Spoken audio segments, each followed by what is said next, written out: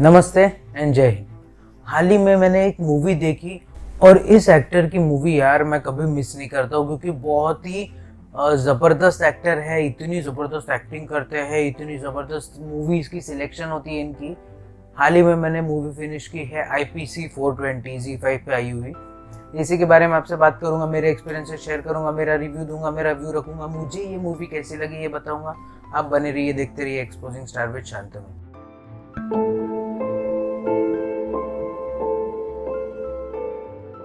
तो हाल ही में मैंने एक मूवी देखी, उस मूवी का नाम है IPC 420। अब सबसे पहले इसके स्टारकास्ट की बात कर लेते हैं। सबसे पहले इसमें है मेरी पर्सनल फेवरेट और बहुत ही ज़बरदस्त एक्टर विनय पाठक।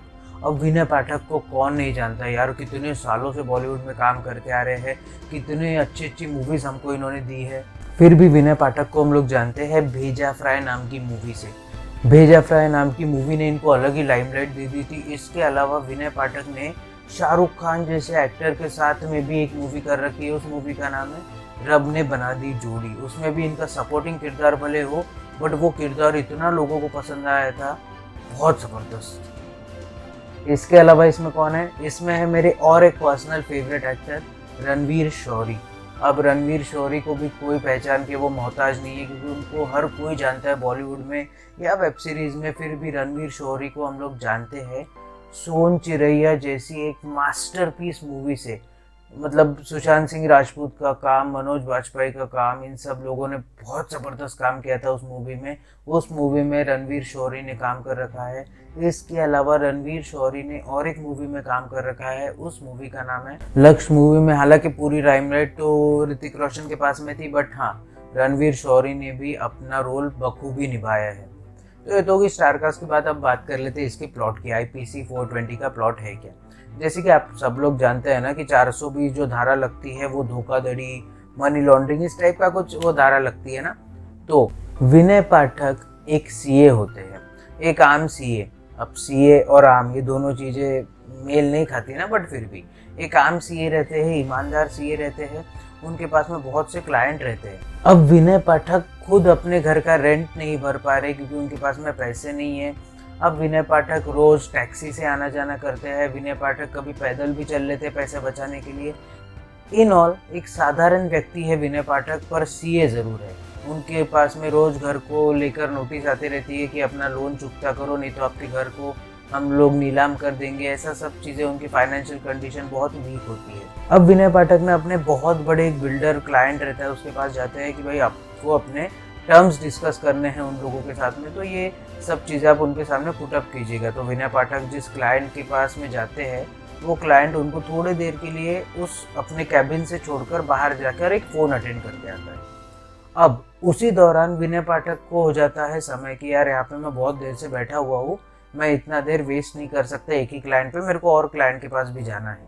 इनके फ़ोन की राह देखते मैं कब तक बैठा रहूँगा। तो विनय पाठक वहाँ से उठकर जाने को रहते, तभी वो जो बिल्डर रहता है, इतना बड़ा बिल्डर, वो आता है और विनय पाठक से माफ़ी मांगता है कि आपको बहुत देर तक मैंने इंतज़ार करवाया। अब विनय पाठक बोलता है कि हम लोग फ़ोन पे डिस्कस कर लेंगे क्योंकि मेरे को दूसरे क्लाइंट के पास जाना है, और विनय पाठक हड़बड़ी में वहाँ से निकल जाते हैं। अब थोड़ी देर बाद ये होता है कि विनय पाठक जाने के बाद वो जो क्लाइंट होता है, वो जो बिल्डर होता है इतना बड़ा, वो अपनी चेकबुक देखता है। उस चेकबुक में से 3 ब्लैंक चेक मिसिंग है, और वो तीनों ब्लैंक चेक्स कहाँ है, क्योंकि उस कैबिन में सिर्फ विनय पाठक एक अकेले अवेलेबल थे उस समय। इसके अलावा वो 3 ब्लैंक चेक्स, मतलब 91, 92, 93, ये 3 नंबर के ब्लैंक चेक्स है किधर। अब ये ब्लैंक चेक्स कहीं विनय पाठक को चुरा कर नहीं लेकर गए क्योंकि उनकी आर्थिक स्थिति वैसे ही कमज़ोर है, कहीं बिल्डर इसमें खुद तो शामिल नहीं है जिसकी वजह से वो विनय पाठक को फंसाना चाहता है, या फिर कहीं तीसरा एंगल ही कुछ आ जाएगा, क्योंकि वो जो चेक्स है वो फाइनली मिल जाते हैं विनय पाठक के पास में।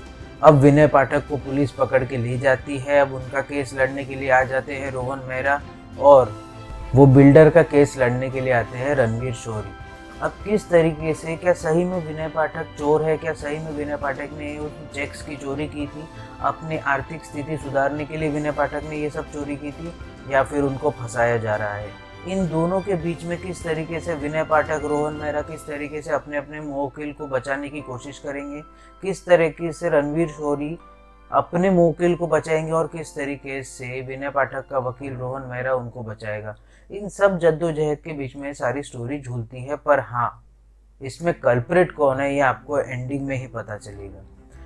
अगर शॉर्ट में समझाओ ना, तो विनय पाठक एक ईमानदार सीए रहते हैं, मिडिल क्लास सीए रहते हैं, चार्टेड अकाउंटेंट और मिडिल क्लास, ये दो टर्म्स मैच नहीं करती ना, फिर आप जब मूवी देखेंगे आपको पता चलेगा। अब उनका ये रहता है ना कि उनको वो बहुत सारी नोटिस आते रहती है कि घर हम लोग आपका नीलाम कर देंगे, इंस्टॉलमेंट भरिए, बैंकरप्ट है तो भी क्या है, ऐसा वैसा बहुत सी चीज़ें उनके साथ में होती रहती है।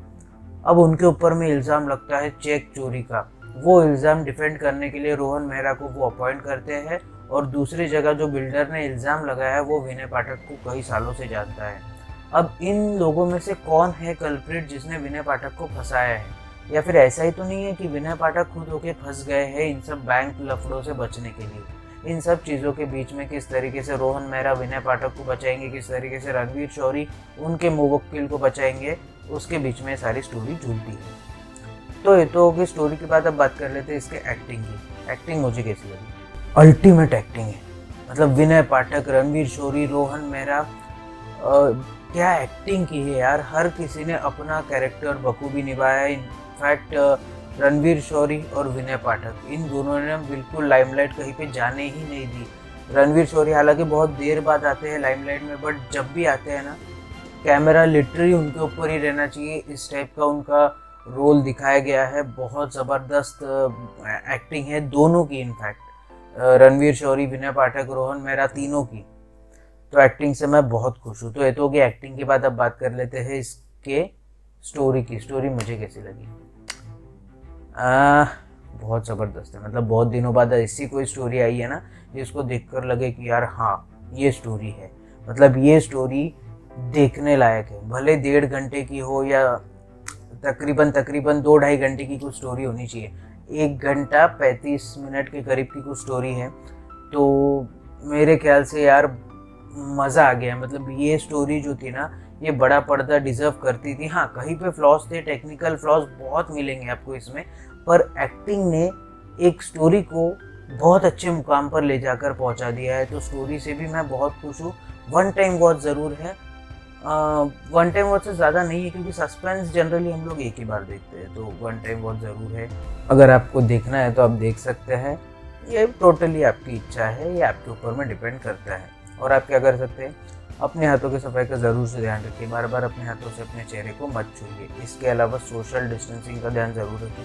मतलब अपने में और अगले में कम से कम 10 से 12 फीट का अंतर रखिए। इसके अलावा भारत में बनी कोरोना वैक्सीन कई प्रक्रियाओं से गुजरने के बाद आप तक पहुँच रही है, तो जब भी आपकी बारी आए कोरोना वैक्सीन ज़रूर लगवाइए। इसके अलावा जब भी आप अपने घर से बाहर निकले, अपने चेहरे को फेस मास्क से कवर करना ना भूलिए। इससे आप खुद की भी रक्षा कर पाएंगे और औरों की भी रक्षा कर पाएंगे। इसके अलावा अगर लाइफ में कभी आपको लो फील हो, कोविड की वजह से आपकी जॉब चली गई हो, आप पे इकोनॉमिक क्राइसिस आ गए हो, या कोई भी आपको प्रॉब्लम हो, तो इसके बारे में अपने घर वालों से बात कीजिए, जानने पहचानने वालों से बात कीजिए। डिप्रेशन में मत जाइए, डिप्रेशन को मार के इंडिया से भगाइए। और अगर मेरे पास में और भी कोई टॉपिक आता है तो उसके ऊपर मैं एक वीडियो बना दूँगा। तब तक के लिए आप बने रहिए, देखते रहिए एक्सपोजिंग स्टार विद शांतनु। जय हिंद।